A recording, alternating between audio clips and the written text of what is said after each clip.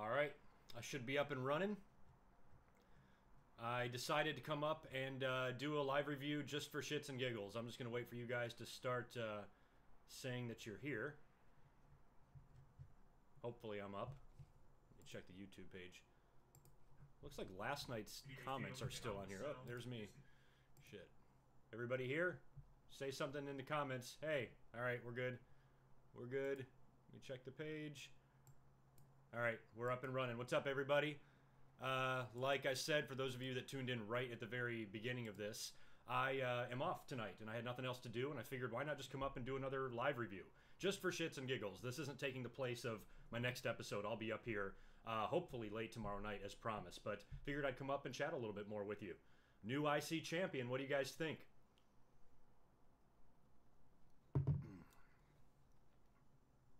I'm quiet. Thank you for telling me, because I think I messed up one of the settings. Let me know if this is better. Too loud?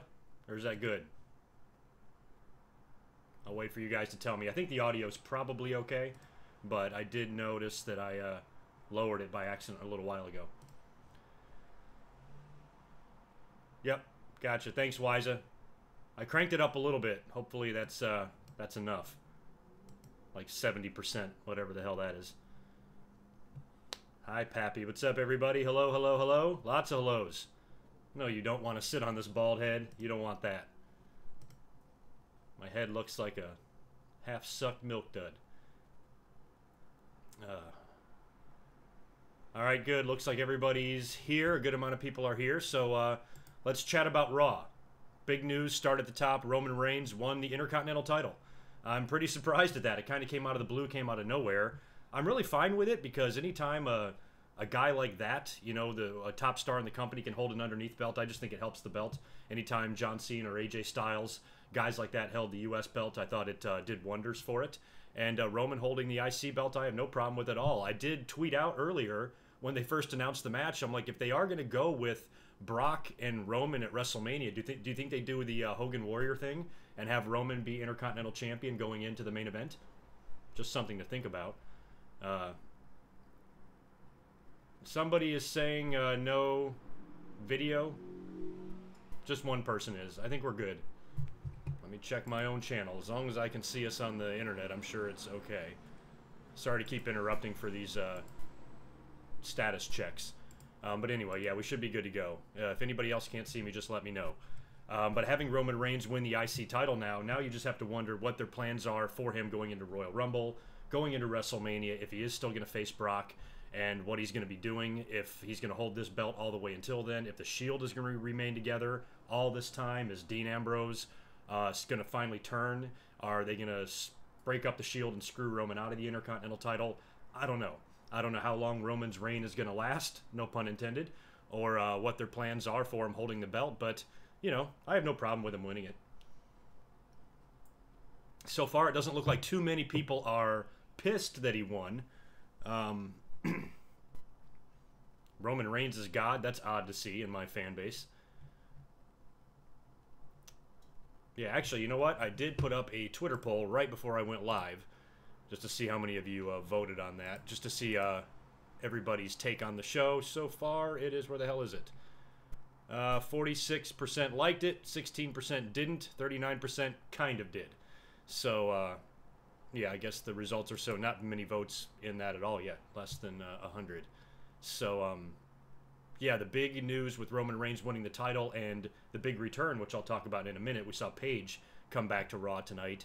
Those are really the only significant things. When I look at the notes, because I jotted shit down as I was writing it, I mean, nothing too crazy happened. So, Roman Reigns, I guess, winning the belt is kind of the biggest story of the night.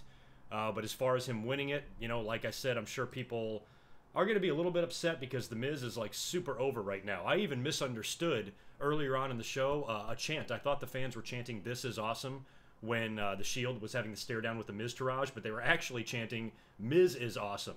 And I thought that sounded out of place. I even tweeted out, I'm like, what the hell are the fans chanting "This is awesome" for? They're just standing there.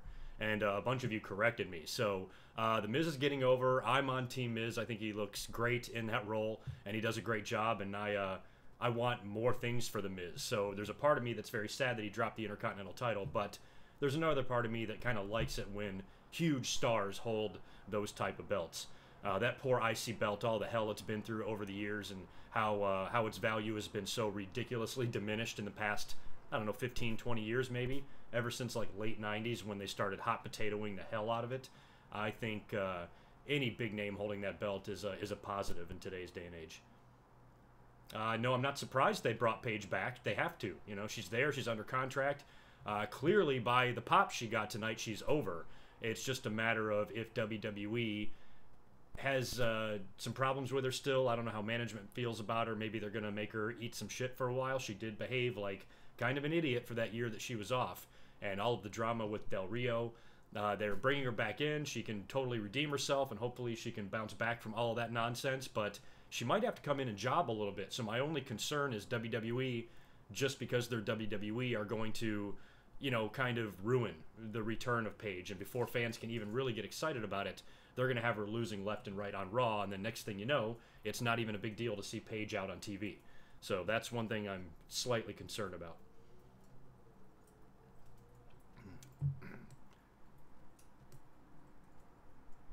Yeah. You guys are kind of agreeing with me on the Paige stuff. But as far as, should we get into that now? I felt like we still had to talk more about Roman before we get into Paige, because we had, not only did Paige return, we had a couple of debuts as well. So I'll talk about that. Yeah, a lot of the fans are cheering Roman right now. You guys are right, because he is involved in the Shield, so he's not hated as much. But I still don't think fans really love the guy too much. But hey, you know, if he's away from the world title situation, then we don't have to worry about that. So I'm sure that's coming at WrestleMania, but at least for right now, he's tied up with the Shield. He's in opening matches of pay-per-views, and he's IC champion, and he's probably going to have a rematch now with The Miz and go a little further with the Miz-tourage. And just whether his reign turns out to be short or long, I guess remains to be seen. Yeah, Miz really, a lot of good pro-Miz comments. I agree. Miz really shined through tonight. He should get another WWE title run. He deserves it now more than ever. They gave it to him when he wasn't ready, wasn't capable, wasn't believable. Now this guy is, you know, he's a fucking star, man. He's in movies and shit. He plays that gimmick and that role so well, and excellent on the mic. And he's just a trustworthy guy. You can always count on The Miz. You know how some guys are like, you know, you can always count on them to have a good match. You can always count on The Miz to have a good promo or a good segment. He'll do everything he can to get it over. And if it can't get over, if he can't get it over, then it just can't fucking get over. So that's the type of respect I have for The Miz. I don't know when Neville is going to return. Who knows? I don't know what the backstage story is on that. Had kind of a busy day, then got home, started watching Raw and live tweeting. Haven't checked out any wrestling news at all. And this is an impromptu live review. I wasn't planning on doing this. I just kind of, halfway through Raw, I got to thinking, I'm like, why don't I just come up and shoot the shit with you guys? Last night was pretty fun. I went 2.5 hours. During my Survivor Series live review, and that was just cool, just kind of talking about all the different situations and angles and chatting with you guys and answering questions, and I wanted to do it again. Don't think I'll go 2.5 hours tonight, but, you know, I'll go until I get tired. Right, so, you know, as in regards to The Miz, maybe him losing the Intercontinental title is a sign for bigger things to come. It's possible. You know, if they're ever going to do more with The Miz, put him in a bigger role, he's going to have to drop that belt in order for them to do that. But with Brock as champ right now, Miz isn't really, you know, I don't think he's really in line to be a contender. I should have this microphone closer to me. I don't think he's really in line to be a serious contender right now, maybe down the road. But with Brock as champ and, you know, him going into Rumble to face God knows who, and then going into Mania maybe to face Roman, you know, Miz getting a title shot against him, I don't think would make sense, especially after we saw AJ take him to the limit at Survivor Series. If AJ can't beat him, if Strowman can't beat him, if Joe can't beat him, then The Miz sure as hell cannot beat him. Yeah, you guys want to do a little bit of backtracking before we talk about Paige? A lot of you guys are talking about Triple H being back. That was kind of interesting, the opening segment. So yeah, we'll sandwich this whole thing. I just got done talking about Roman winning the IC belt. Let's go all the way back to the beginning. And the opening promo was Stephanie. Of course, she has to open the show. I'm tired of her. You guys know that. I'm just really tired of this bitch. And she comes out there, claims that Kurt Angle's job is safe, and introduces her husband as the star of the Raw team, the man that single-handedly won the team, or any of the dumb shit she said. I barely paid attention to her. And he's out there, and before he can even do anything, Kurt Angle comes out, and he starts power walking to the ring because he's pissed because Triple H pedigreed him last night. And right after that, after Kurt Angle gets in Triple H's face, warns him never to touch him again or to turn on him or attack him or whatever, then Braun Strowman comes out. Or, Jordan comes out first, doesn't he? Doesn't Jason Jordan come out next? He's all pissed off at Triple H and says, why don't you pedigree me now? I'm not injured or whatever. And then Braun Strowman comes out. So you literally have everybody hating Triple H. So things just got more confusing because after last night, we didn't know what the hell was going on with Triple H turning on Kurt Angle, then turning on Shane McMahon, then being scared of Strowman, and then being choked out by Strowman and beat up by Strowman. You didn't know where anything was going. And I saw the little clip of Triple H and Stephanie walking back to the locker room after Survivor Series went off the air, and Triple H like ran into the big LED screen. He totally did that on purpose, but I thought it was funny. He was just selling the beatdown to Braun Strowman is all he was doing, I guess. But I got a kick out of that. But I don't know where they're going with it because none of it makes any sense. You know, why would Triple H come back just to piss off everybody? Pissing off Jason Jordan, pissing off Kurt Angle, pissing off Braun Strowman. That was the point of him coming back, you know, and just to defeat SmackDown. You know, we've talked about one of the biggest problems with Survivor Series, that there is nothing on the line. And what's the point, other than bragging rights, of winning one of these 5-on-5 matches? So is it really worth the sacrifice for Triple H to come out there and do that just for, you know, just for him to have to come out on Raw and have half the roster hate his guts? So I don't know where they're going with this, and I don't know who he's going to work with. If this is going to lead to a match with Kurt Angle. I hope not, but it might. He might have a match with Jason Jordan or beat the hell out of him or something, and then Braun Strowman. I don't know what's going on there. Triple H versus Braun Strowman. We don't need that match either. So no matter what they do in this situation, and no matter where it leads, it doesn't sound too good, you know, at least right now, unless they do some mega swerve, because Jason Jordan, as we saw tonight on Raw, is becoming a bigger pussy by the day. I don't know how else to put it. He's terrible, very green, horrible actor, and he ends up, what ends up happening, he has to have a match with Braun Strowman. And the first thing he does is he kind of is whining to Kurt Angle backstage, saying that he's too injured to wrestle Braun Strowman. That's kind of heelish. And then he gets in the ring with Braun, and Braun starts kicking his ass, only for Kane to come out and seriously injure Braun Strowman. He put his started hitting him with the chair, and then put his neck on the chair and rammed it into the ring steps. That was a good spot. Strowman couldn't breathe, refused medical attention, and apparently left the building. So Kane and Braun Strowman, their issue isn't over yet, and so we're going to get some sort of a match between those two guys. I don't know if it'll be at the next pay-per-view or just on Raw, or maybe a holiday Raw or something like that. But Jason Jordan is then backstage, like getting iced up by the doctors on his knee, and it's just the worst fucking thing I've ever seen. So maybe this is leading to some sort of a big swerve. Maybe Jason Jordan will eventually align himself with Triple H. Maybe Triple H turns Jason Jordan on Kurt Angle. They got to do something here, because they are really playing up the fact that Jason Jordan, this big, strapping, strong, good wrestling machine, is looking like just such a sap on TV. And he's just terrible. Absolutely terrible. So this guy needs something. He needs they're deliberately making him suck worse than he actually already sucks. So, you know, give a little attitude to this guy, give him a heel turn, give him a killer instinct, an edge, something like that. I think Jason Jordan, the fucking sky is the limit for him. But this shit makes no sense unless it leads to some big swerve or heel turn down the line. But nothing was really resolved on Raw. You know, Triple H just kind of retreated after everybody stared him down. He did stare down Strowman briefly, but eventually got out of the ring and just walked away. So what the hell are they going to do? What do you guys think? You'd much rather Triple H feud with Shane McMahon? That's probably coming as well. I mean, he did pin him and end the match at Survivor Series with that pedigree, so something's going on there. But, you know, a match between those two, why? Just at this point, 2017, we saw this 17 years ago. They were feuding in 99 and 2000. Why would they feud now? Jason Jordan is a failure. Jason Jordan needs a mouthpiece, maybe. You know, I don't know. I think just given some decent material, Jason Jordan can learn to cut a good promo. He can get there. I don't think he's one of those guys that needs a manager, but it might not hurt him if he ended up going heel. I'd recommend or say put him with Heyman, but every time they try to put anybody else other than Heyman, or other than Brock, or maybe CM Punk, with Heyman, it doesn't work. Every single time it's failed with Ryback and Cesaro and Axel and guys like that. So if Jason Jordan had something, he definitely needs something. What that something is, we don't know. Heel turn, I guess.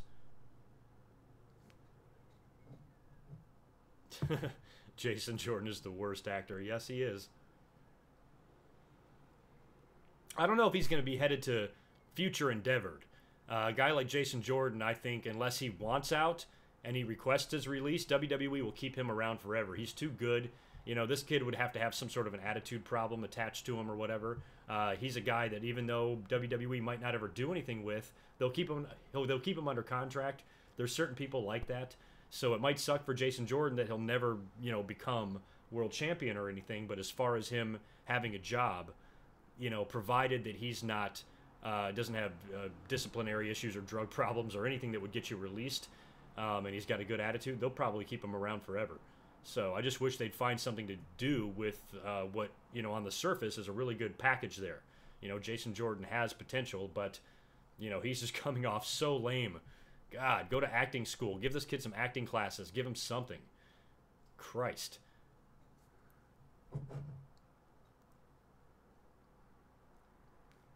Do I think Roman Reigns is the best wrestler of this generation? Probably not the best wrestler. I mean, Roman's really good in the ring. I defend his in-ring work. I think there's been a hell of a lot worse than Roman, and Roman can go. But as far as him being the best wrestler of this generation, probably not. Probably not even top 50 if you're really looking at, you know, in-ring work and shit like that across the board, all over the world, not just WWE. He's definitely nowhere near the top. As good as he is, he's just not up there.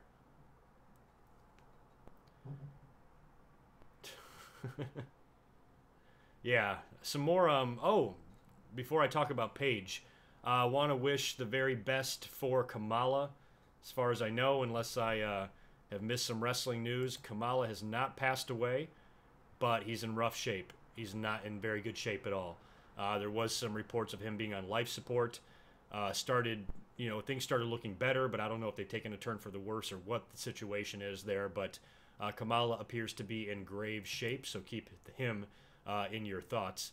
That guy was a legend, man, and he worked with everybody. Just a gimmick like that, and as big as he was, he could work with all the top guys. I remember his feud in WWE in like 86-ish and early 87, somewhere in there, and he was feuding with Hogan. And I found that feud at my age at that time to be fascinating, you know, because that's what they were doing for Hulk at that time, just kind of lining up one challenger, one monster, one beast at a time. And Kamala was kind of interesting because the kid in me believed that he could maybe beat Hulk Hogan, but he never did. And hell, Andre wasn't even able to do it at WrestleMania 3. So yeah, I hope things go as best as possible for Kamala. Doesn't sound good if he does in fact pass. I just want to wish the best to his family, and rest in peace to true legend. And yeah, it's a bummer about him. But let's get back to Raw and talk about Paige. Paige is the other big story on Raw. She returned. It started off so bad. I started dozing off during that crazy women's segment. It started out with an Alexa Bliss promo, and then everybody came out. Bayley came out, talked some shit. Sasha came out, talked some shit.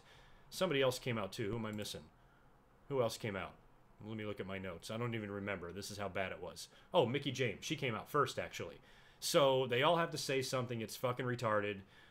Kurt Angle ends up coming out there and makes like a four-way match between all four of them. And Alexa Bliss is going to, I guess, sit this one out. So the four-way was who? Mickie, Bayley, Sasha, or was Alexa Bliss involved? I don't fucking remember already. I think Alexa Bliss was involved. I'm trying to read my own notes here. I didn't even put this down. Anyway, I think it was a triple threat. Am I right? I'm trying to remember. Whatever the fuck it was, Paige's music hits in the middle of it. Fans pop like a bitch. I started going, oh, there she is, because we've been wondering where the hell Paige is. We thought she might appear at Survivor Series. We thought she might appear last week. And then finally she makes her big return tonight, comes out to the stage, cuts a pretty good promo. The fans go crazy for her. They're chanting for her. They popped huge for her return. And like I said earlier on, it just depends on what WWE is going to do with her. You know, if they're going to make her, you know, eat a little bit of shit, maybe punish her, maybe to make her do some jobs at first, I think that's going to kind of kill her momentum because, you know, right off the bat here, the fans seemed really happy to see her. And after her promo, she says something kind of ominous, and she goes, "I didn't come alone," and then starts walking to the ring to take on the three ladies. And that's when we had a couple of NXT call-ups out of the blue. So we had, excuse me. So we had Mandy Rose and Sonia Deville. I remember seeing them like once each on NXT, so I'm not too familiar with those. I know Deville is a MMA girl, right? And Mandy Rose kind of resembles Alexa Bliss, blonde bombshell. I'm not a fan of some of these names. Mandy Rose just seems like a stripper name to me. I thought that the first time I saw her, and the same thing with like Alexa Bliss. They should be in stripping or porn with names like that. They're just they're so over the top. I don't like them. But a lot of fans popped for it. A lot of fans were happy to see those girls show up, and they got in there and kicked the hell out of everybody. And then Paige jumped in the ring and aided, and it looks like we've got a little faction here, a little female shield, if you will, because all these ladies are tough. And then Bayley ends up nailing Paige, I think, with her Rampage move or whatever. And Paige versus Bayley is kind of an interesting matchup, I think, because they are exact opposites of each other. So when Paige got in there and attacked her and nailed her with her finisher, I loved that. So, you know, we've all speculated about maybe a Bayley heel turn in the future or something like that. That would be crazy, especially if she ended up aligning herself with Paige or maybe joined that faction or turned heel, and then those girls could kind of teach Bayley how to be kind of a badass or something. So I like the fact that Paige kind of went after Bayley in that. And then backstage, they're approached by Alexa Bliss, who kind of got the hell out of there, and she's trying to kiss their ass at first, and then the three of them kick the hell out of her. So the fans seem really happy about these call-ups, and this is 3 big additions now to the roster because the women's roster on both shows is kind of weak. So they just added 3 credible girls at once almost. You know, Paige already has a legacy. The other 2, you know, the fans seem to like them, even though I'm a little bit unfamiliar. And it's kind of cool to see them there. So that's going to help. That's going to boost and bring up that division and at least give us something different to see. New matches, new scenarios. We desperately need that. So what started out to be a horrible promo with everybody involved and everybody talking shit on Alexa and it making me fall asleep, it turns into a really surprising return and a big surprise with a couple of the NXT call-ups. So overall, pretty big news there, and I'm happy to see Paige back. You know, the jokes, you know, I know the jokes are going to be there because of everything that she went through with Alberto Del Rio and all of those tapes that were released. Man. She looked good, though. You know, she did. She looked all right. Very heavy on the makeup. She almost looked... I'm not a big fan of, like, too much makeup.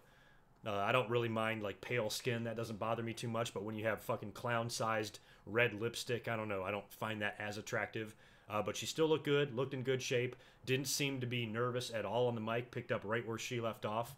I thought she did really good. She just seemed really comfortable out there. So hopefully Paige has moved on from all of her bullshit, and hopefully, you know, we don't have to hear any more stories about her being stupid, and with her not being involved with Del Rio anymore, you know, she could be on the rise once again. So let's hope so, and let's all wish the best for Paige and her return. I wouldn't mind seeing AJ Lee back, that's for sure. I'm just checking up on all the settings here. How you guys doing in here? Let's go back to the YouTube chat here. Take a look. No shit. See, I didn't know that. So, Mandy Rose is Playboy Buddy Rose's granddaughter, so that's actually her last name. To me, it just sounds like a stripper name. And it sounds like a name that WWE would make up. It's exactly the type of name that they would make up. So at least that's a legit name. That's great. I'm so happy to hear that. See, I don't know anything about these girls. Oh, that makes me feel so much better. You know, I even remember somebody... I used to complain about Dolph Ziggler's name too, and then somebody brought it to my attention that Dolph was taken from a family member, a grandfather of his or something like that. So that actually had meaning as well. Because I just found that name always to be so stupid. I don't know, Dolph Ziggler, I'm not a fan of that name. Those 2 words together, I don't like them. So, yeah, like names like Mandy Rose and Alexa Bliss, you know, if you're at a strip club, that's just what I would expect them to be named. So, that's funny. That is really funny, though, about, yeah, Peyton and Billy on SmackDown, and maybe at some point, You know, I remember, with Billie Kay, I think that the longer she's there, the better. Peyton Royce is kind of improved from the last couple of times I've seen her. I think she looks a little bit better, and I like her style in the ring and stuff. I think she's great. But as far as they go, and as far as really anybody goes, the longer you can hang out there and get over in NXT, I think the better, because that seems like to be the more respected brand right now. So they're a big deal in NXT, and if they came to the main roster, kind of randomly or something like that, they might get lost in the shuffle. But Raw just added 3 females to the roster. So is SmackDown going to do the same thing? Are we going to see that tomorrow night? Actually, somebody just said that, actually. Peyton and Billie on SmackDown. Yes, if they came up, that's where they would have to go, clearly. So maybe WWE wants to shuffle up both women's divisions. I don't know if they want to take that on creatively both at one time. Maybe start with Raw and then a few weeks later do Peyton and Billie. But if they want to have a major thing happen on the post-Survivor Series SmackDown, bringing those 2 girls up would be just fine. But it's like, do you do that, just to keep on even keel with Raw, or do you spread these out? Because if you do that, then you're losing 4 girls at once in NXT, including Asuka, the 5th, that just came up a short time ago. So that's a lot. That's a big chunk of females leaving at once. So I don't know if we'll see that tomorrow night or not. Nikki Cross is another one that could be brought up, but I think she'll be brought up when Sanity's brought up. So she might have to wait. Mandy is short for Amanda. Yes, I know that. Isn't that a Barry Manilow song or something? Yeah, it was no disrespect intended to Mandy Rose. Just that name just sounds stripperish. Let's see what else you guys saw. Raw sucked. Some of you say Raw sucked. Let's check out the latest over here on Twitter, see if you guys have anything to say. But as far as Paige returning, do you guys agree with me on her maybe not going right to the title picture right away? Yeah, so right now it's still 50-50. Some of you like the show, some of you sort of like the show, but not many people are giving it a thumbs down. Just a few people in the comments here. But as far as Paige goes, I just don't know. Sometimes WWE tends to rush things. You guys have seen that when somebody comes up. Hell, they rushed it with Paige when she debuted. Didn't she win the belt her first night in? So the longer they wait with Paige, the better. I'm glad she's back. I'm sure she will be involved, in the top of the women's division right away. But just cool your jets, WWE, on the title matches. Don't go overboard with them. Drag the shit out. If you want to have something play out with Alexa and Paige, take your time with it. And plus, they're both kind of heels. At least it appears to be, despite the fact that they beat the shit out of Alexa. So I don't even know if Paige would be the one to take the belt off of Alexa. Maybe somebody else will first, like Bayley, and then Paige will just rape Bayley live on pay-per-view and just chew her up, spit her out, and become the champ.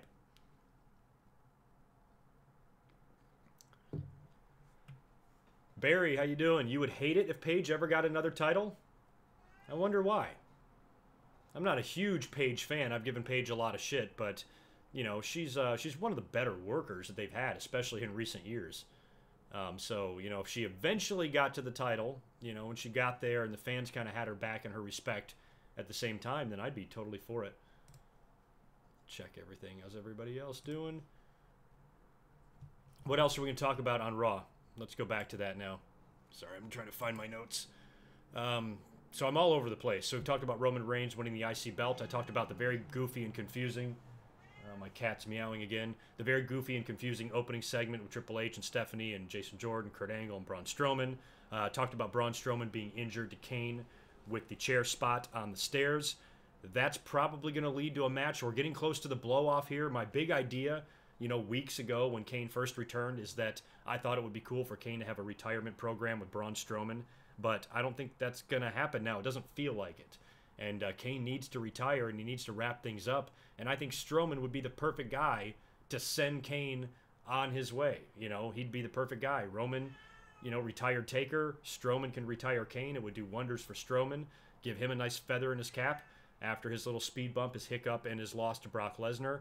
To me, everybody wins. And Kane gets to go out with the respect of the fans, gets to put somebody over. to me, it just works. So I don't know what the hell they're waiting for with Kane or with Braun Strowman, but I guess we're going to get a gimmick match probably on Raw. I don't know if they would save this for the pay-per-view. And you guys need to let me know because I don't know. The next pay-per-view, is it Clash of Champions? And is it a Raw or SmackDown pay-per-view? I just looked up the schedule a little while ago and I saw that it said Clash of Champions. And I don't know if there's 2 December pay-per-views. I don't know anything. So a little help here would be appreciated. But as far as Kane and Strowman go, I don't know if they're going to finish up on Raw or if they're going to finish up on pay-per-view. I think they should just do it on Raw, do a gimmick match in the main event, you know, and have Strowman put him down and end this shit. Yeah, a lot of you guys are agreeing with me on Kane. Clash of Champions, SmackDown, okay. So what's Raw going to do in December? Yeah, you guys are telling me SmackDown pay-per-view. I don't even know what the Raw one is. I've had this problem all year. You guys have been listening to my commentaries probably like a dozen times throughout the year. I'll start talking about like a future pay-per-view and then I'll just get frustrated. I'm like, I don't know what the fuck. I don't know where I am. I don't know what month it is. I don't know whose brand has what pay-per-view. I am so completely fucking lost in 2017. It cracks me up. I sound like I'm 80 years old trying to talk about wrestling. Well, now you're saying Clash is Raw. I don't know which one it is. No, TLC, we already had TLC. I'm wondering, yeah, I just don't know what the December pay-per-view is for either brand because now people are saying Clash is Raw and some are saying, yeah, I don't know what the fuck's going on. I'll keep reading these and maybe I'll get the answer. Talus Flowers, you just subscribed. Thank you very much for that. Yeah, everything they do, no matter what, even if they have pay-per-view or not, in December, it's all build to the Rumble. And that's all it is. No, now you're saying there isn't one. So, yeah, okay. Now more Clash of Champions at SmackDown. Yeah, next Raw pay-per-view is the Royal Rumble. So, wow, that's good. I have nothing to complain about as far as that goes. The longer, this bigger span between pay-per-views, the better. I'm old school. You know, 2 months, WWE can easily figure some shit out. They can find something to do. You know, have some big title matches. Maybe Brock can work a Raw. That's a stretch. Probably not, especially this time of year. But if they do some like holiday shows, we're gonna go live on Christmas Day, of course. That still kind of pisses me off that Monday Night Raw is doing that. So that show will probably be built as a pay-per-view because if it's not, why are you even doing it? Why not tape it? Just say fuck it, give the fans a good, decent night of wrestling, and call it a day, and let the talent have off, and the staff and the crew have off for the holiday. So if they're going to go live and they're going to take the trouble to go live and put everybody through that shit, at least make it something memorable, you know.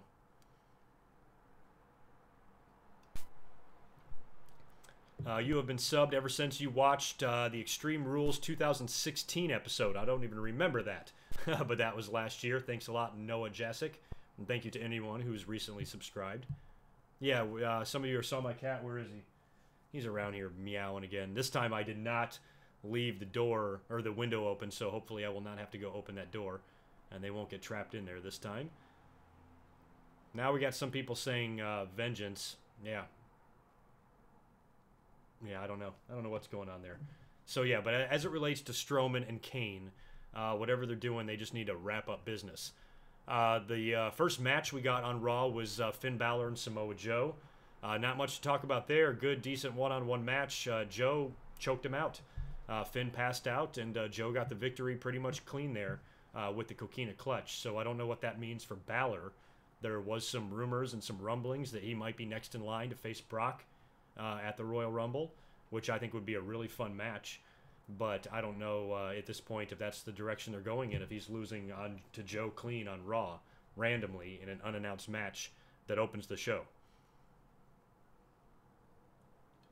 Yeah, I don't really know what to say about that match. I don't know where they're going with either guy. Do they need to have another match at this point between the two of them? We didn't even see Bray Wyatt on Raw, did we? So I don't know if they are... I don't know what the hell they're doing with him. The way he showed up last week was so pointless, and we didn't even see him tonight. So what was the point of bringing him back? And maybe they're going to pick things back up with Finn Balor. I kind of hope not. I was hoping that feud was over with and done, even though we never got the Sister Abigail versus the Demon match. I don't really want to see them stretch that out and it happened at the Royal Rumble. But that's an option, I guess. And I don't know what Balor is going to do, and I don't know what Joe is going to do.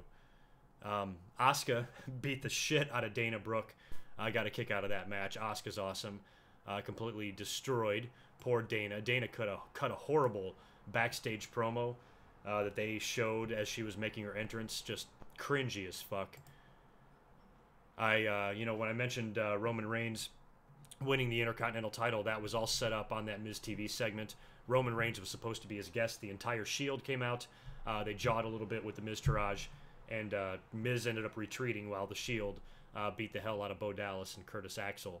So that kind of set up the Intercontinental title match, because in that segment, Roman Reigns challenged The Miz. They had another time-killing match, too. Just, I don't know where they're going with either one of these teams. They're still going to feud, I guess, for the tag team belts, The Bar and Ambrose and Rollins, but Ambrose defeated Sheamus in a one-on-one match. So next week, guaranteed, we're going to get Seth Rollins versus Cesaro. You know, 100%. Take that shit to the bank. And I'm sure, so if Ambrose won this one, maybe Cesaro wins next week. And then they flop, and then they switch, and then it's Ambrose and Cesaro and Rollins and Sheamus. You know they're going to do this shit. And then eventually a title match, maybe on that Christmas Raw. Wouldn't be surprised at all if the tag titles are on the line on that show. What else did I miss on Raw? 8-man cruiserweight match. It was Cedric Alexander, Rich Swann, Akira Tozawa, Mustafa Ali taking on Enzo's what does he call it? What does he call it? Not Zotaraj. I forgot what Enzo calls his little group. Oh, the Zo Train. That's what it is. Zo Train. So he's got Drew Gulak, Noam Dar, Tony Nese, and Daivari on his team there, and they were defeated, I believe, by the babyfaces, if memory serves. And Elias and Matt Hardy got into it again. It wasn't a match this time. Elias was out there singing a song. Matt Hardy interrupted. They brawled, and I'm sure we're going to get a match next week. So that's your Raw in a nutshell. Why don't we just kind of casually discuss it now? Let me look down here and see, go back to the YouTube chat, see what you guys are saying. Now that I kind of got all that out, we can just kind of casually chat about it here. Because I'm only about a half an hour in. How long have we been going? 40 minutes, nearly 40 minutes.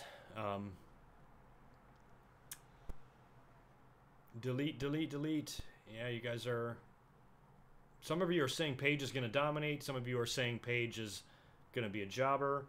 WrestleMania 34, CM Punk return. Punk, man, he's got his fucking pride, and for some reason he wants to be involved in this MMA bullshit. But, you know, you got to think that he's got to know how much money there is in a return. No matter where he goes, even if it's not WWE, he goes into the Bullet Club or goes to Japan or something, the money it's going to make, the noise it's going to cause, you know, the way the wrestling business is going to be completely turned upside down when he finally does show his face in a professional wrestling environment, no matter where it is. It's going to be the talk of the wrestling world. And it's just going to be a huge payday and a huge deal. And I don't know why he doesn't want to do it. Unless he's just in the back of his mind, he knows he's going to do it someday, and he's just waiting. Because he's not too old yet, but he needs to start thinking about coming back if he wants to have any sort of a significant run. But I think the bad feelings with WWE are still there. I don't think he's forgiven him for anything, really. I think he still has just as a sour taste in his mouth as he did before. So I don't even know if CM Punk would ever want to return. But if the two sides could come back together and CM Punk could show up randomly, you know, no promos. I've talked about that before. Whenever CM Punk does return, I want it to be the best kept secret in the world. I don't want any idea that he's coming back. I want nobody to sniff it out on the internet. I don't want to read one rumor, one report. I want CM Punk to be completely off of everybody's radar, and then next thing you know, in some match on some show, in some company, in some city in the world, you just blink your eyes and CM Punk is standing right there in the middle of the ring, and the crowd collectively shits their pants. To me, that would be the ultimate scenario for a CM Punk return, regardless of where he shows up and who he attacks.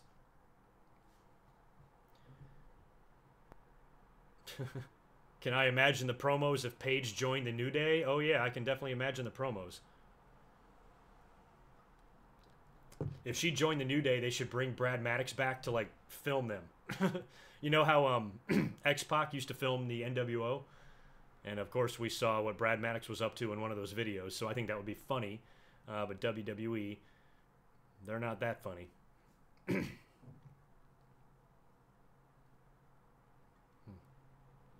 Yeah, a lot of you guys are talking about CM Punk maybe going to Japan. New Japan joining the Bullet Club. That would be huge. That would be just as big, I think, in history as history-making as if he returned to the WWE.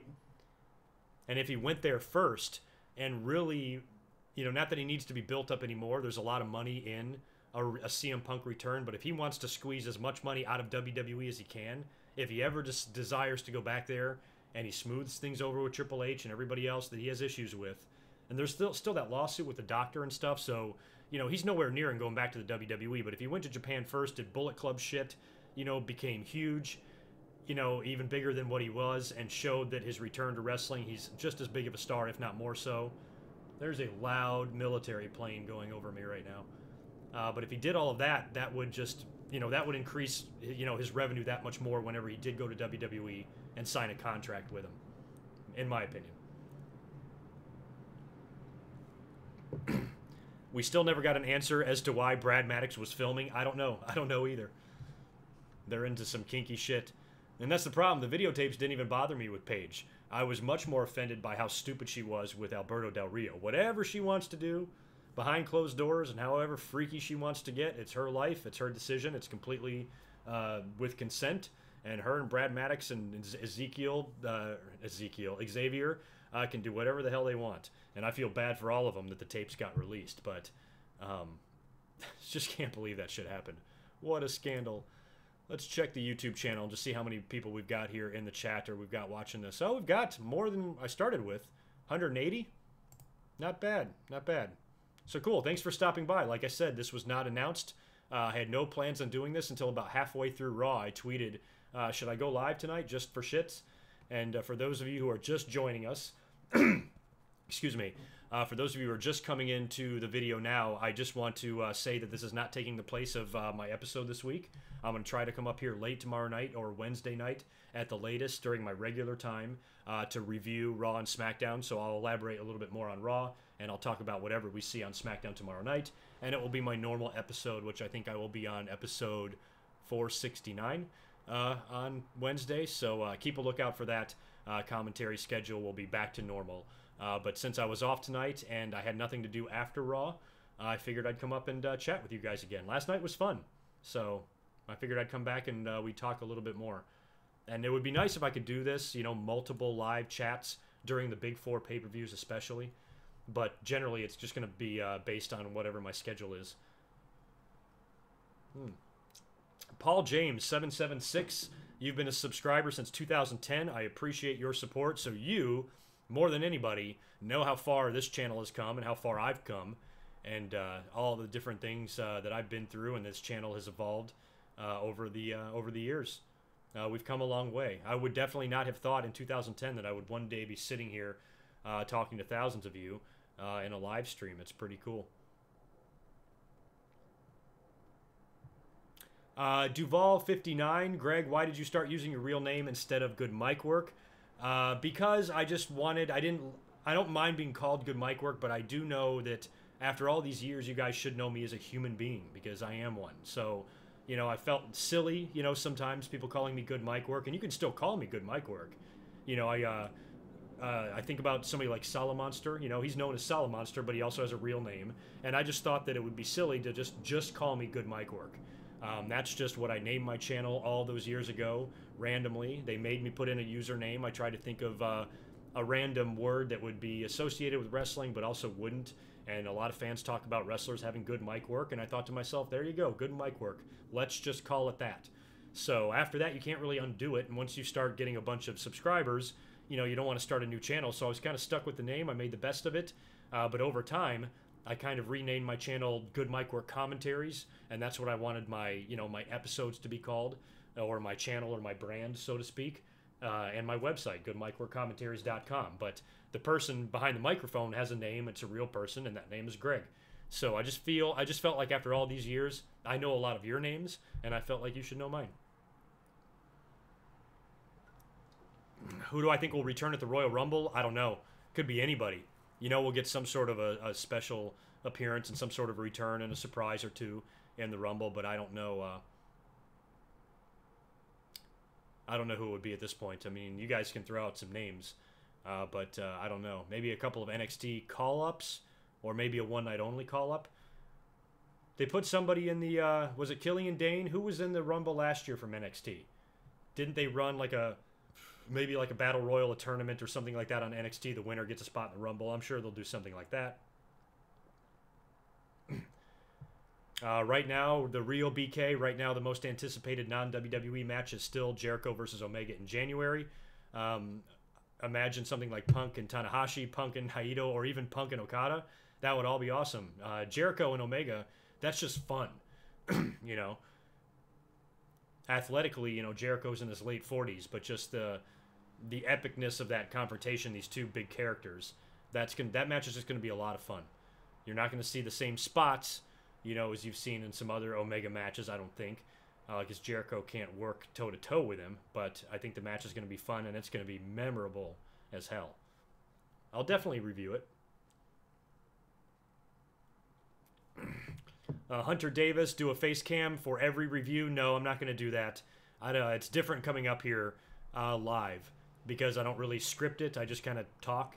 And that can get boring. And those of you who actually stick around and just listen to me kind of read comments and just chat and stumble and mumble and fuck up all the time, you guys are awesome. But as far as my normal podcast episodes, I like to just do the audio on that. That way I can go in and edit out all the bullshit, all the stuff that I don't like, all the long pauses, or if I want to maybe say something again to articulate it better. I have all of those options when I don't do a face cam. And it's better for podcasts because it's more, it's more seamless, it's more fluent, and it keeps me talking the whole time and keeps the listener's interest going throughout the show. Where that might not happen here. Hell, I get up sometimes to get a beer or to go to the bathroom sometimes when I do these live streams. Man, I'm losing my voice. I don't know why. When is my next DVD review? I don't know. Very soon. I need to do one. I'll start looking into that real soon. I'll start looking at my my list here. I'll bust one out. Okay, Fabe, how are you doing? Just want to say hi. You said Ty Dillinger. Yeah, maybe you're referencing him being in the Rumble last year. I don't know. But good to see you in here. James Ellsworth. What did I say? Oh man, I lost it. Saw something about James Ellsworth. I did wish him the best in one of my recent commentaries. It was sad to hear about his release, but there's a lot of talk of him coming in and out. He might be brought back a time or two to make an appearance, and I think that's good for him. If he can maintain a relationship like that with WWE, he can consider himself a lucky man.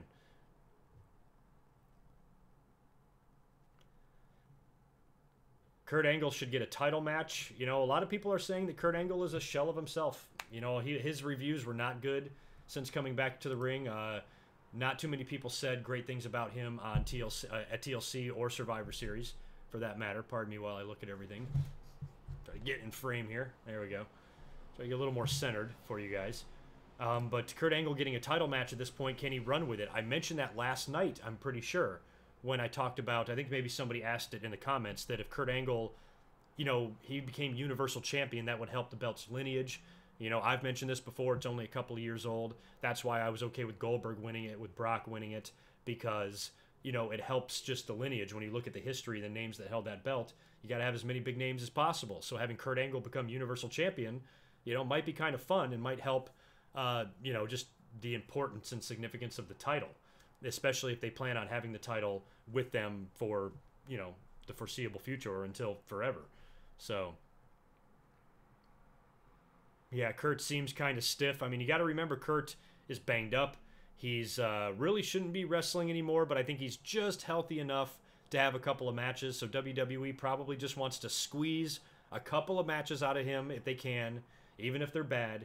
Get him in there with some big names. Triple H might actually happen, just so they can get some more Kurt Angle footage. If for no other reason than that, if they ever wind up doing another documentary on him, or whatever, or a DVD or anything like that. I think they did the WWE Network show. But if they ever wanted to do like a big, Kurt Angle comprehensive DVD, maybe they're waiting to see what the fate of TNA is. You know, maybe if the opportunity ever comes up for WWE to snag the TNA rights and grab the tape library, they can hold out and do a giant set on Kurt Angle, because think of all the great matches he had in TNA, arguably just as many, if not more, than he had in WWE. So that would be an awesome fucking DVD. So maybe WWE is just waiting to see what happens there. But otherwise, having Kurt in the ring now just gives them some current content to revert back to with Kurt Angle. Yeah, Kurt Angle is definitely rusty, but he's also old, you know, and he's banged up, and he's had the neck injuries, he's had the problems, he's had the surgeries. And, you know, Kurt Angle, you know, he's not going to be able to go for very long. So whatever they're doing with Kurt, maybe it wraps up at WrestleMania, whether that's with Triple H, whether that's with Jason Jordan, or whoever they put him with. I think it needs to be soon. You know, he's already done the Hall of Fame. At this point, maybe have a retirement match. Triple H can go away, take his wife too. I agree. I don't really complain about seeing Triple H, and I normally don't complain about seeing Stephanie, but she's been such a fucking crazy thunder cunt in the last couple of weeks. I just can't stomach her. But Triple H, I don't hate yet. I understand people don't like Triple H and everything, but he's still a big name. He still shows up this time of year, gets involved in big matches. He'll probably have a WrestleMania match. He can still wrestle. His style is very old school. And I've always been a fan of Triple H's, you know, kind of in-ring work and psychology, even though he's not that flashy. But that style will allow you to wrestle past a certain age. And Triple H is not past his prime yet, even though he's looking a little bit old. I think he can have a couple of more matches for a couple of more years, and then maybe retire into that full-time behind-the-scenes role. But Triple H is a guy that might never do that, provided that an injury doesn't force him to do that. I think he might be like the next Vince McMahon. Maybe he goes on to have matches when he's 60 years old, just here or there. Maybe he finds a hot young babyface to feud with 5 years from now, just like Vince feuded with Austin.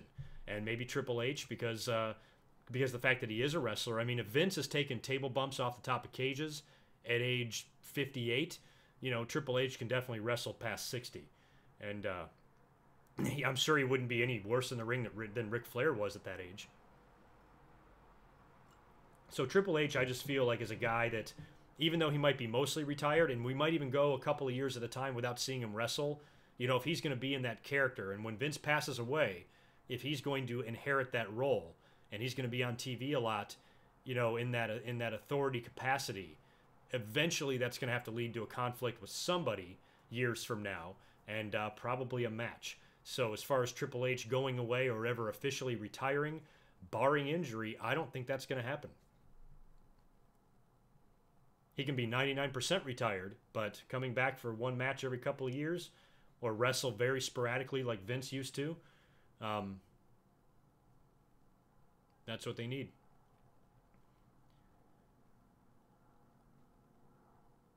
Did Triple H botch his face buster at Survivor Series? I missed that. Roaring Metal Man. I didn't see the spot there that you're talking about.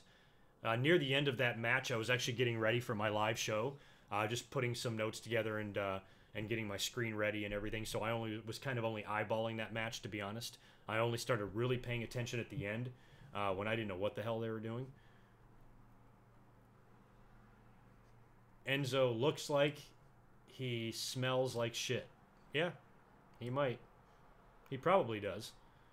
Do you guys want a beer? You guys want anything from the kitchen? I'm going to run up and go do that so you don't have to see my sexy ass. Because I'm wearing little pink pajama pants with hearts on them.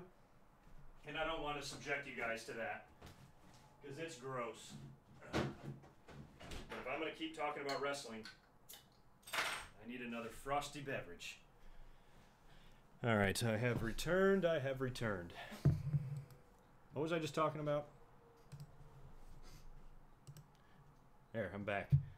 I forgot what the hell was I just talking about. Let's see.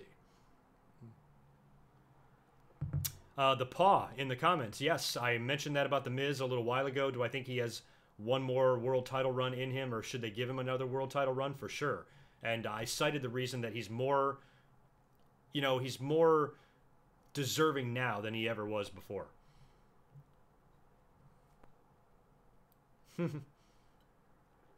Nice pants. Are some of you saying I'm bottomless? Yeah, I might be. They call me the human tripod.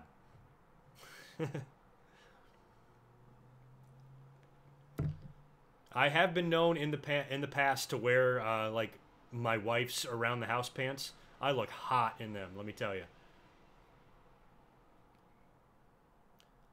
You know, I would love to, Crash. You should do. Crash says I should make cooking videos. I would love to, but that's such a whole different level of production.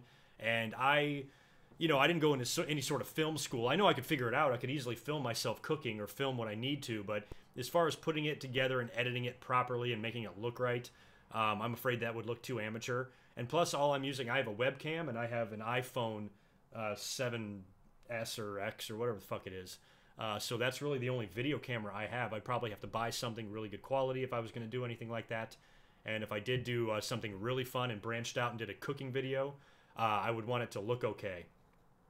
You know, not that I'm not really a perfectionist. I just don't want to put shitty quality stuff up on YouTube. You know, that's why I took so long to do these live streams, because I thought that, you know, there was a little bit more that went into it. I didn't want to use a crappy camera. I wanted to use correct software. I wanted to use a good microphone. And I didn't want to do any live streaming stuff until I knew it was going to look okay. And as far as I can tell, it does, right? So, you know, doing something else like a cooking video would be a whole nother level. But I would like to do the video games, and that is going to be coming soon once I put all that together. Good cooking work? That's funny. Torque on camera, you don't want that. That's the last thing you want. The enormous level of unsubscribes that would come after I twerked would be... I'd probably have to shut down my YouTube channel. Some of you might throw your computer chair right at your screen. I always get the big as Batista's dick comments. I don't know how big his dick is, but his balls are big because he doesn't give a fuck. I loved it when he put Stephanie McMahon in her place on Twitter. That's been a while now, maybe a couple years ago now. But when he got on her when she was, after she slapped somebody, I thought that was awesome. Batista does not care. What would I cook if I did a video? I have no idea. I can cook anything. What am I drinking? Same thing as last night. Or actually, no, last night I mixed it up. I was drinking some Dos Equis. Tonight, I am drinking a Lagunitas IPA. I had a couple of these last night.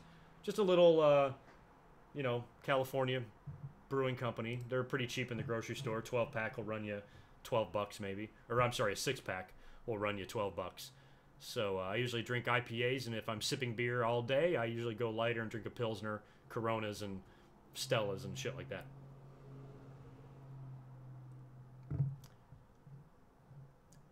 Yeah, for video games, there's some retro consoles or some retro consoles where you can play like multiple consoles and shit. But I have the originals, and I've bought all the wires and all the converters to hook this up through HDMI onto a monitor. So I'm good to go. I can do it all. I've got the originals at this point, but I still have to, you know, hook up the capture card and start playing with it, and eventually do a video game video at some point.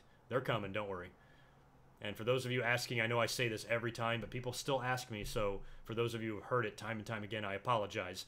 The only video games I play, and I've said this a lot, are just old school video games. I don't play any modern video games, never had an Xbox, never had a PlayStation, don't know anything about them. I'm super old school, and I'm not really a video game fan, but I was a big video game fan when I was a kid, and I played stuff like the Atari 2600.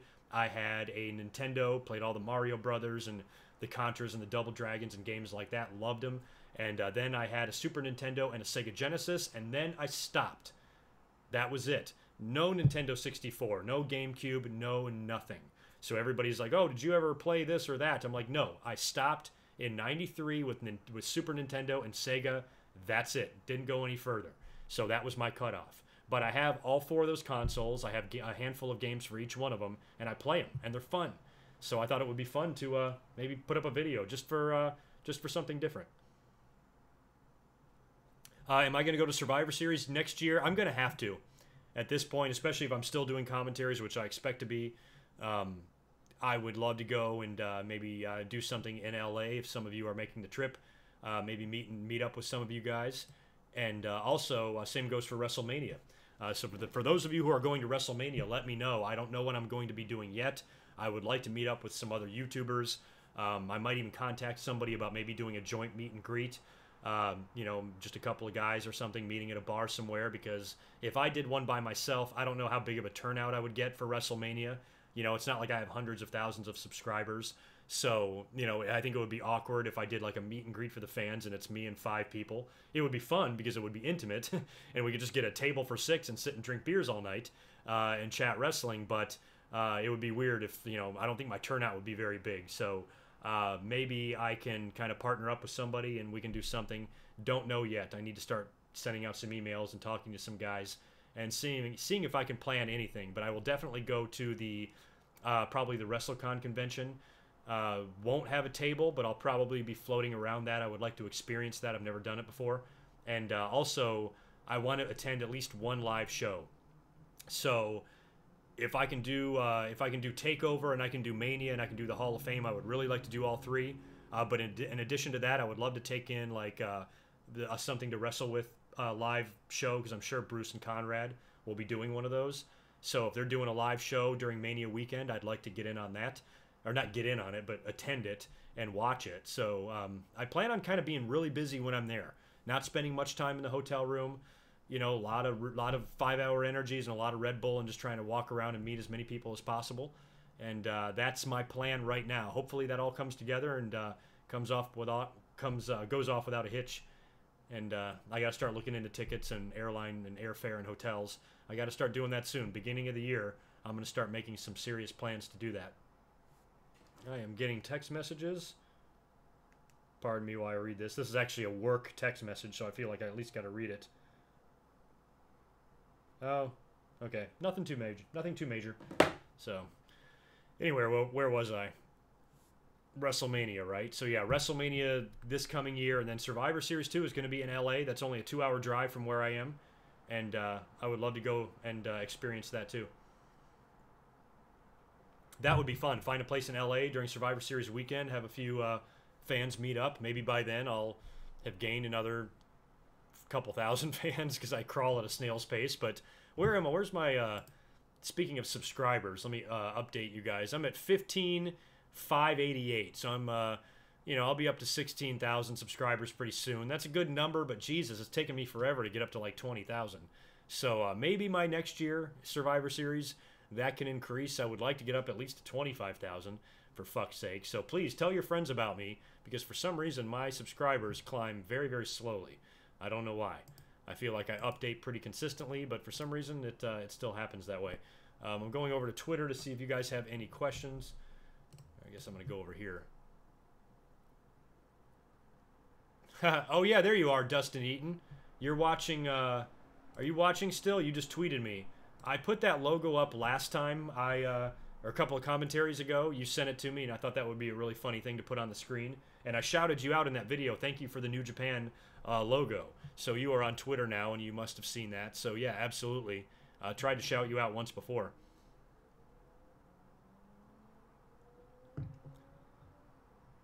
Oh gosh, some weird questions. Michael Etheridge on Twitter, thank you for the sub. I appreciate it. Money Stacks Inc. on Twitter, at Money Stacks Inc. 1. If a company like Ring of Honor would be able to land both CM Punk and Daniel Bryan, would they be able to somewhat rival WWE, like go on Tuesday nights? Thanks. No, I don't see that happening. It doesn't matter who they have. It's not going to take... That's my problem that I had with TNA, is they thought, oh, we're bringing in Hogan and Bischoff, and now we can compete head-to-head with Raw. No, not at all. You're not competing... You're competing with the monster that is WWE. It doesn't matter who's on the roster. WWE is going to market them and shove them down the kids' throats, and they're going to get their money out of everybody, and they're always going to be the superior brand. You know, having talent like that is going to help companies like Ring of Honor. Don't get me wrong, but like just 2 talents coming in, you can't put the entire future of the company on the hands of a couple of guys, because they're there for short-term deals. They might not be there forever. Motorcycles going by. WWE could always scoop them up. It's just going to take a lot more than that. In order for anybody to compete with WWE, talent is almost the last thing they need to look at. What they need to look at is investment and money, and they need to find somebody with more money than Vince McMahon to start a wrestling company and pour their whole life and livelihood into it. You find a guy like that, maybe you can compete, because then you can truly, you know, make a play for, you know, big arenas and big talent, and you have so much money to spend. But these little companies, you know, to be able to grow to that level, I don't see that happening. I mean, it would take a fucking miracle, and I don't think somebody like CM Punk, as hot as he would be coming back into the company, I can't see CM Punk or Daniel Bryan changing a company to where they are a legitimate contender to WWE. WWE's always going to have its competition. There's always going to be places to go. That's never been more apparent than right now. But no company is going to overtake them. Sorry. Not going to happen. Let's see if there's any other questions on the Twitter machine. Somebody else is saying Roman versus Brock at WrestleMania to, you know, title versus title like Hogan and Warrior. I mentioned that earlier on. It could happen. Don't know if they would keep the belt on Roman that long with the IC belt, but if they do, it just helps the, you know, it just helps the level of the IC title.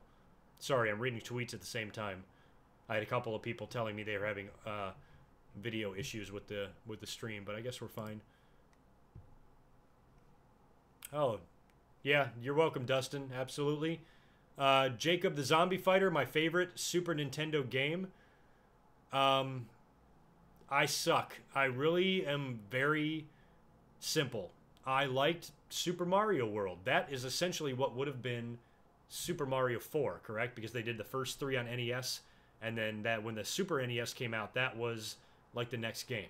I know there's a lot of good games on that. A lot of people like Street Fighters, and there's some shooters and some other shit on SNES, but I really played a lot of that Mario game. I liked it.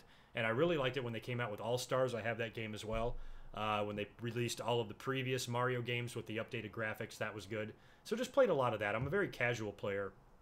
You know, I don't have a very extensive library of games. Just the ones that I remember playing as a kid, the ones I remember renting from the video store. You know, those were the days. I miss those days. I miss playing those games. That's why I still have them.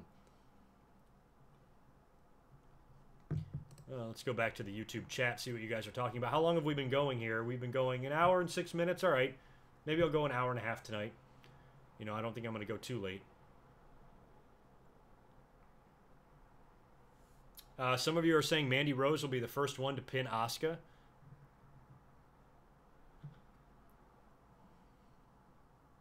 Randall Yates, yes I am. Hunter Davis, am I going to the Royal Rumble? No, I am not. I'm scrolling up a little bit. Royal Rumble is in Philly. I can't make that trip. How is Fat Ass Tito? You guys remember his name. Fat Ass Tito is still fat. Oh my god. All they do is eat. Luckily, they're leaving me alone right now. Oh, the Bludgeon Brothers are debuting tomorrow. That's good. So we'll see that on SmackDown. We're getting the big title match. Don't forget that. I should talk a little bit about that before I sign off here later. AJ Styles and Jinder Mahal. WWE title on the line. Jinder could win it back. There's a very big possibility. Which means WWE put the title on AJ only for him to wrestle Brock. Which, you know, isn't the worst thing in the world because it gave us a good match. And it was a hell of a lot better than Jinder and Brock. So I don't know if it's really fair to complain about that, but then just to take the belt right off of him, give it back to Jinder, and keep rolling with Jinder, you know, you can say that's dumb all you want, but really there can be an argument made that that's smart, because one of the things I said right from the start is that this is going to do nothing for Jinder Mahal. For him to go into Survivor Series and get killed by Brock Lesnar, this is like a new guy. This is like a guy that they're trying to establish as a main eventer, and he was previously a jobber. The last thing he needs is just to go in there in a meaningless match that's being thrown together with no title on the line and just get beat. He will look inferior. He will look like the lesser champion, and it will do nothing for his stature. It will do nothing for his for WWE's attempt to establish him as that main eventer. And not that he had a whole lot of momentum going to begin with, but it would have killed whatever he had. So putting the belt on AJ temporarily just to get out of that situation, I don't think it was a dumb move. I'd much rather have them put the belt on AJ and then take it off of him than to keep the belt on Jinder and have that shitty match with Brock Lesnar. The fans won out in this scenario because we got a great match last night between AJ and Brock.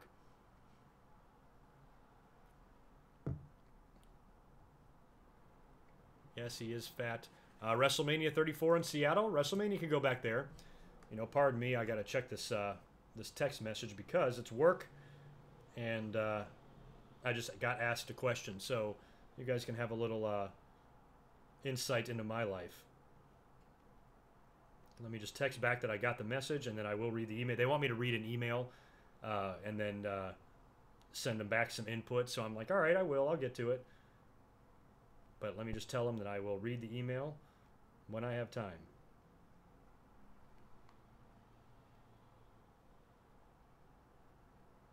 All right. That's over with. Back to business. Hello, I am from India, Mr. MPR. Thank you for joining me.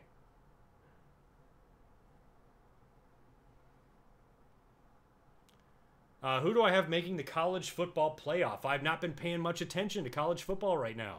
I mean, Alabama is on top. Is Clemson still there? They've dropped a game, haven't they? I'm not even sure Penn State's dropped a game. I don't even know who the top fucking 4 teams are right now, to be honest with you. But, you know, you got to go, like, with Alabama, like, every year, don't they? That ridiculous program. So I think right now they're kind of favored. I don't know if a team like Ohio State will get in or not based on their ranking. I think they're a little bit lower. So don't really know. I've kind of sucked at sports this year, to be honest with you, especially with football. My fantasy team is so bad. It's the worst I've ever had in my life that I've just kind of not been paying attention. I don't even want to set my lineup. I'm 4-7, I think, right now. And I started out 0-5, so I've actually been on a little bit of a streak, but it's just annoying. So I don't give a shit about football this year, and I really don't care who wins the Super Bowl. Right now, the Eagles look amazing. Right now, they're probably my favorite team as far as, you know, or the team I'm favoring the most to go to the Super Bowl. Can't rule out the Patriots, though, of course. So could be Philly, New England, Super Bowl. Wouldn't be surprised.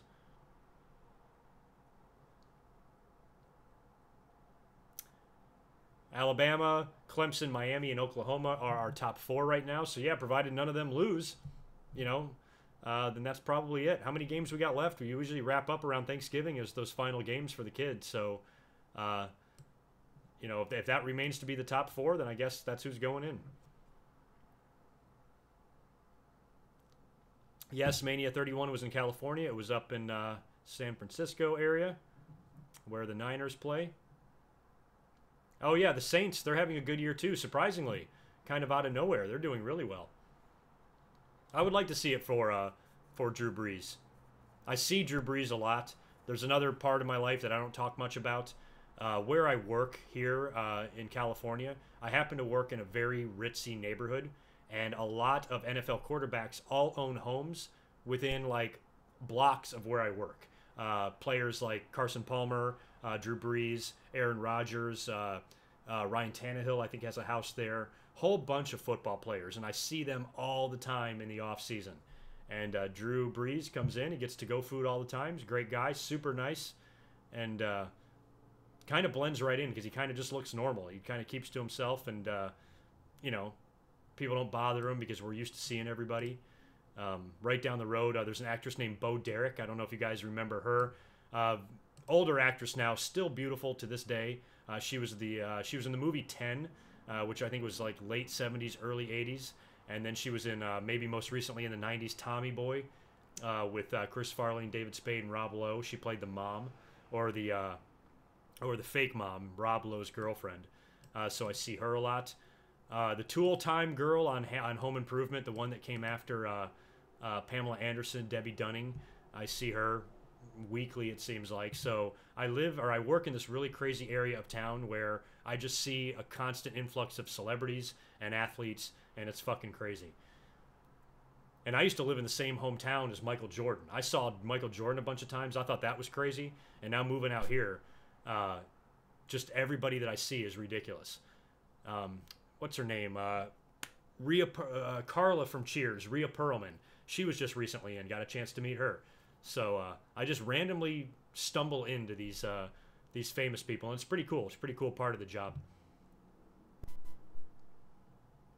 Carson Palmer should be in a retirement home already. Carson Palmer is a great guy. He is so fucking nice. His wife is so kind. They have like 4 kids.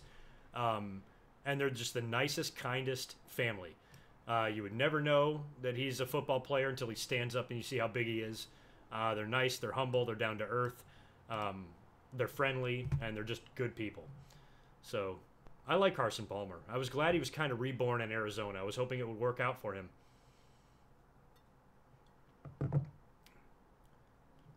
King of the Ring memories video, that's one I could possibly do, because a lot of you guys have asked me to do like Royal Rumble memories and Survivor Series memories, because my WrestleMania and SummerSlam ones were pretty successful. The problem is a lot of the Survivor Series I forget. I didn't pay attention to some of them from like 2005 onward, you know, and for a while there they sucked really bad. So my memories are really sharp in some of the early years, like the first 10 years of Survivor Series.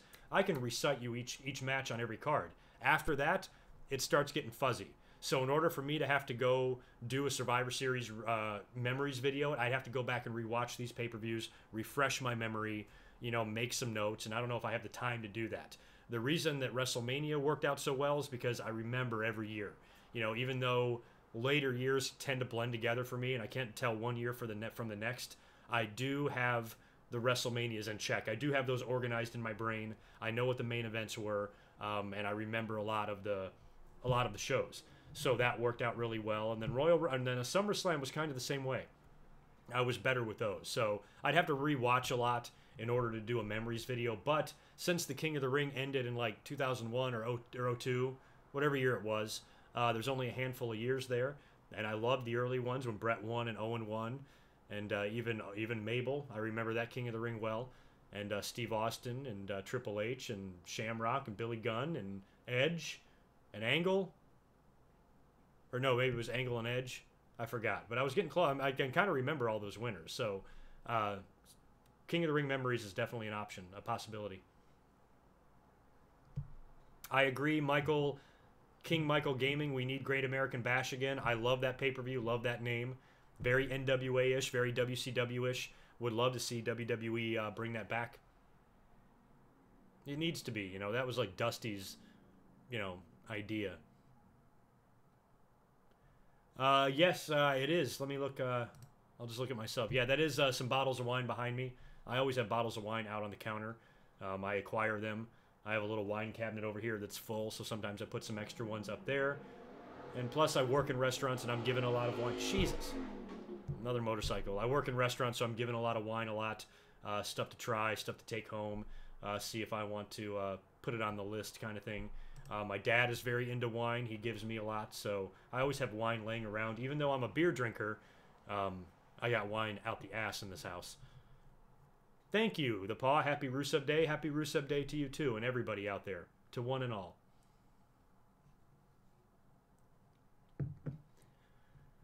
Will SmackDown do a 1,000th episode special next year? I don't know. Are they close to 1,000 episodes? They're probably getting there. So whenever that episode comes around, I don't think WWE would ignore it. I don't think it's up to me if they do one. They're definitely going to do one.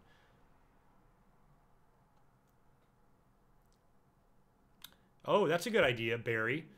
They could bring back Great American Bash as a July TakeOver pay-per-view. That's a good idea.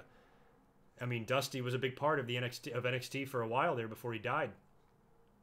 That would be good. I would actually like that. Be a nice tribute to him. They could have War Games. They could have TakeOver. You know, what if they even somehow incorporated Starrcade, you know, into NXT, gave them all the old WCW concepts and ideas. Excuse me while I read this confirmation text. All right. They said, okay, I think we're good to go. So, Charlotte Flair is in the comments section. Hello, Charlotte. I'm sure it's really you. Congratulations on beating old Biscuit Butt. What's up with WWE naming body parts after food? We've got Biscuit Butt. I tweeted this. We have Tater Tots. Vince had his grapefruits. Rock likes his strudel, or Rock has a strudel. He likes his pie. I mean, what is going on here? Michelob is the best beer. I do not think so. I'm not a fan of any like domestic. I don't drink Michelob. I don't drink Budweiser, Bud Light, Coors Light, none of that stuff. If I'm going to drink a light beer or a Pilsner like that, it's going to be Corona Dos Equis. I'll drink Modelo. What else will I drink? Stella, Heineken, beers like that. I'll usually lay off the watered down stuff. SmackDown has around 950 episodes, so yeah, we're getting there. We're getting there soon. Aiden English is growing on people, apparently. Yeah, I'm just kind of reading the comments here. Yeah, I agree with a lot of this. So yeah, this has been fun. What are we at here now? Hour and 20 minutes. I'm gonna go an hour and 30, and then I think I'm gonna sign off. So this was just more fun. This was just more kind of hanging out, chatting with all of you guys, talking about Raw. Because it was an interesting show. New Intercontinental Champion, Paige returns, couple of NXT call-ups, was definitely a significant night. Let's go back to Twitter before we go here. Do I think Shane McMahon would be able to run WWE better than Triple H or Stephanie? I don't know. I don't think so because, you know, Shane McMahon, his business dealings hasn't been that great. He lost a bunch of money in some marijuana fucking dispensary scam or something. So he's suing some people. I don't know if Shane McMahon necessarily makes the best decisions in business. And Triple H and Stephanie have been in their roles for so long. They have big, you know, they have big roles in the company. Triple H has single-handedly, you know, built that NXT brand into something special. Stephanie is in charge of a lot behind the scenes, even though her character sucks. So I think they want the job. They are the ones that are invested. They're the ones that have been there. And Shane McMahon, you would have thought years ago was the heir to the throne had Stephanie not married Triple H, you know, or married somebody that was in wrestling and she just got married to somebody else. She might have the role of Shane McMahon, you know, the way Shane McMahon has with his wife. She's got another job.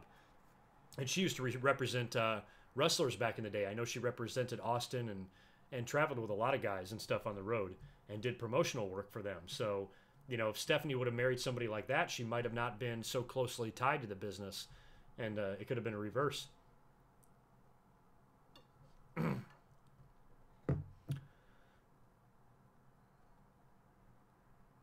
Yeah. Triple H and Shane should run the business, and Stephanie runs the day-to-day, like behind the scenes. That's too many hands. I think you still have to have one person in charge, and that's one thing that's going to go away with Vince McMahon. Because Triple H and Stephanie, I don't think either one of them is going to have authority over the other. If they do that, you know, I'm worried that the marriage is going to fail or something. So, I think that they're probably going to be in it together as far as running the company goes, if I had to guess. Thank you, Ray Kata. You're a big fan. I appreciate that. Yeah, like if Triple H, you know, they should leave the booking to Triple H. I agree. You know, Triple H is not stupid. You know, and I think anybody that doesn't have the Vince McMahon mentality would be good in that role. And Vince is so crazy; he's out of touch. You know, if they can get rid of Vince McMahon, if they can get rid of Kevin Dunn, you know, we might see some big improvements in WWE.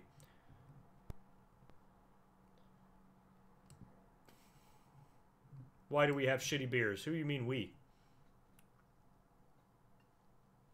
Maybe you mean the United States. We do. We have shitty beers. Canada has got some good beer. Divas are a women's tag team title. No, I think the rosters are thin enough as it is. And one division seems to consist of 6 or 7 ladies. So if you add a tag team division, there's just no room. They tried that even back in the day, in the 80s, the very first Survivor Series, 30 years ago, Jumping Bomb Angels. I had never seen anything like them before. I still, to this day, remember sitting there watching that match, and my, you know, little 11-year-old jaw is on the fucking floor because I can't believe what I'm seeing. Oh, thank you for the compliments in here. Thank you very much. So yeah, we'll have to see what we see on. We'll have to see what goes down on SmackDown tomorrow. Title match. A lot of you are calling for maybe some NXT call-ups with the females since Raw did that. Hopefully, it will be at least as significant of a show as Raw was. But if we get a title change, oh man, that's going to be bad. And I'm not going to be home to see it. I've got to work tomorrow night, so I will not be home to watch SmackDown live. So you guys please tweet me updates on that. And then I'll get home and check out the show later. and I'll try to bust out my commentary and get that to you on Wednesday if I can. Still not sure how that's going to work depending on how late I get home tomorrow, but if for any reason I can't get it up tomorrow night, I'll get it up at my normal time. But figured with the holiday here in the States and Thanksgiving, the earlier I get that up, the better for you guys and the long weekend you're going to have, and the more listening material for you. So I'll do my best there. I think I'm about to sign off here. I know I've only gone an hour and 25 minutes, but I wasn't. This wasn't going to be a marathon. Like I said, this was kind of a spur-of-the-moment decision. So sorry for signing off early, but I appreciate everybody for stopping by. All of you that participated in the chat here. There was a lot of you as always. And so far, every time I've done one of these videos, my turnout's been awesome. So I appreciate it. So I'm going to go ahead and put this video up to YouTube now. You can go over there into the comments below. Give me all your thoughts on Monday Night Raw, what we're going to see tomorrow. And I'll be up here for my normal podcast type of episode, either late tomorrow night or late Wednesday night, where I'll talk about this past Monday Night Raw that we saw tonight and tomorrow night SmackDown in episode 469. So you guys take care. Good mic work. Greg Morgan signing off, and I'll talk to you real soon. Peace.